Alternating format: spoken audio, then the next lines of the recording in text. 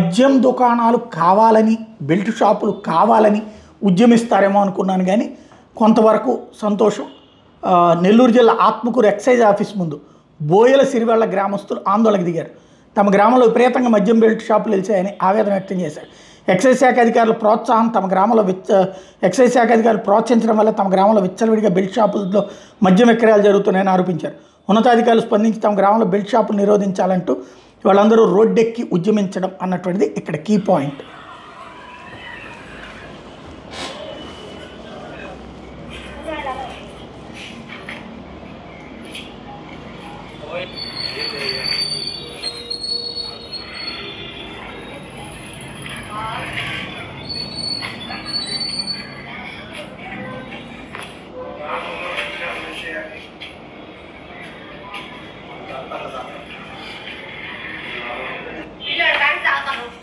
చదువుకునే పిల్లకాయలు కూడా సినిమా అయిపోయింది. మా బోయిన సినిమా సార్ పిల్లకాయలు కూడా పిల్లకాయలు కూడా దాదాపు 7 బ్యూటీ షాపులు ఉన్నాయి. ఉదయాన్నే మేము 3 గంటలకు గుడికి పోతాము. గుడికి పోయినా ఆ రోజు దానికి తాతలు ఎక్కడ చిన్న పిల్లకాయలు కానించి 15 సంవత్సరాల పిల్లకాయలు కూడా దాతారు సార్ మా ఊళ్ళో. అది మీరు ఆఫ్ చేయాలి. గుడికి బాగాలండి ఆడికి బాగాలైనా కానీ ఇచ్చిన మాకు భయం వేస్తూ ఉంది. ఆడవాళ్ళ బాగాలంటే ఒకడు ఎక్కడైనట్టు దాన్ని బయలు కొద్ది కట్టేలాగా తలకాయ అయిపోతున్నాము. అది బాగా మాట్లాడేవాళ్ళు ఎవరంటే మీ మొగుడు దాకా మీరు బదిలీ చేస్తున్నారు. అట్లా చేస్తే అట్లా మేము పాలు తీసుకోవాలా బుద్ధిపడ గుడ్లు పుట్టాలి తాగేవాళ్ళు ఉంటారు. మేము మాకు ఆడే పరిస్థితి ఏముందా వాళ్ళు ఏమంటే మీరు కనపడి చేసుకుని మా మొగుళ్ళు అమ్మేది అది అంటుంది. వాళ్ళు వాళ్ళకి మేము బాగాలేము.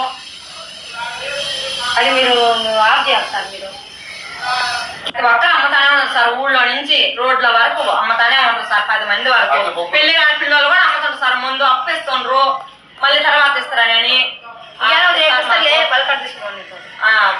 అదేమంటే మీ వాళ్ళు మీరు భద్రం చేసుకోండి మమ్మల్ని మీరు వచ్చి అడిగేది అని అంటుంటారు సార్. మేము మాకైతే ఆ ముందు అయితే వద్దు సార్ అసలుకి.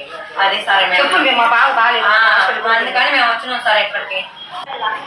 5 మంది వరకు అమ్ముతారు సార్. అదేమనంటే మీ మొగులు మీరు భద్రం చేసుకోండి అని అంటుంది సార్. మా మొగులు మాకు ఇంటే మేము ఎందుకు భద్రం చేసుకోమా ఒప్పేస్తుంది. మళ్ళీ ఎలా డబ్బులు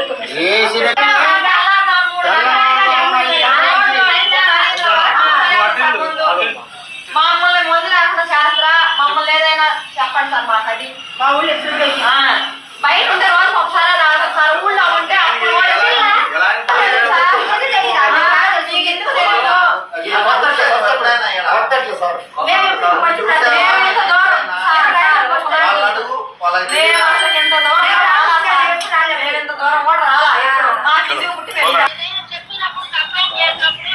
ఇది పరిస్థితి.